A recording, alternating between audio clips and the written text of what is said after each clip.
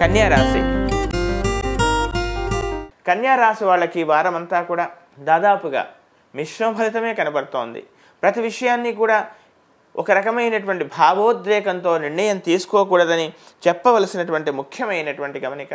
పరోక్షమైనటువంటి శత్రువుల వల్ల, పరోక్షమైనటువంటి ముందు మీకు చక్కగా మంచిగా మాట్లాడతారు, అయ్యో నావాడే కదా అని మీరు అనుకుంటారు. తద్వారా మీకు తెలియకుండానే మీ పరోక్షంలో మీకై కొన్ని అపనిందలు వేయటమో లేదా అపఖ్యాతి చేయడానికి కొన్ని మాటలు మాట్లాడడం, ఇలాంటివన్నీ కూడా జరిగేటువంటి అవకాశం ఈ వారం కనబడుతోంది.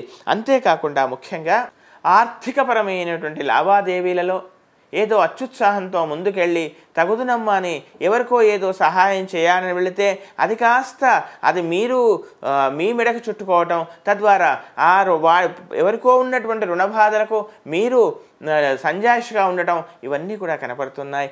ఆర్థికపరమైన విషయాల్లో తగు జాగ్రత్తగా ఉండండి. మీ ఉద్యోగస్తులు ముఖ్యంగా మీకై మీరు స్థానచలనం కోసం ప్రయత్నం చేయకండి.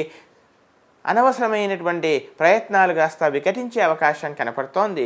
ఇక ఉదర సంబంధమైనటువంటి చికాకులు కానీ, ఎముకలకు సంబంధించినటువంటి చిన్న చిన్న సమస్యలు కానీ ఏర్పడేటువంటి అవకాశం ఉంది. విద్యార్థులు కూడా ఎక్కువగా కృషి చేయాలి. అనవసర కాలాన్ని సద్వినియోగం చేసుకోకపోవడమే ప్రధాన శత్రువు అని గ్రహించండి. కనుక ఎక్కువగా కృషి చేయండి విద్యార్థులు. మొత్తం మీద ఈ రాశి వాళ్ళకి ఈ వారమంతా కూడా మిశ్రమ ఫలితమే కనబడుతుంది. ఉత్తమమైనటువంటి ఫలితాల కొరకు ప్రతిరోజు కూడా రాహు, శుక్ర ఈ 2 ధ్యాన శ్లోకాలను ప్రతినిత్యం చక్కగా పారాయణం చేయండి. కనకధారా స్తోత్రం అన్ని వేళలా మిమ్మల్ని చక్కగా రక్షిస్తుంది.